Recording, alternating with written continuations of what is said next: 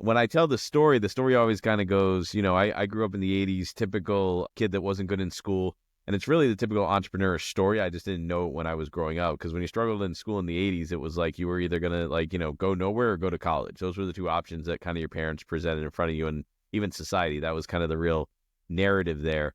So never really did good in school, kind of loafed around through middle high school, barely graduated high school and went to community college and kind of just hung out there and, did everything from waiting tables to worked in sales at, Circuit City for a little bit.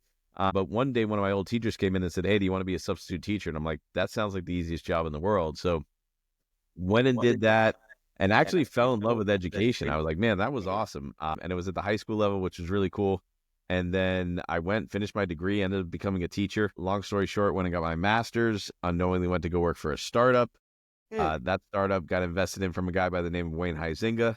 If you don't know who he is, the guy used to own the Miami Dolphins, Blockbuster right. Video. Like he was our local billionaire here in South Florida. Was promised everything, stock options, equity, my own private plane. I got none of that. I did get to Oh, fly on God. his private 747 a couple times, which was really cool, and watch some Dolphins games in the owner's suite. But when that was over, I was this close to going back to the classroom, and my wife, in her infinite wisdom, said, "Hey, why would you do that? You learned all this stuff. Why don't you help other people and other businesses?"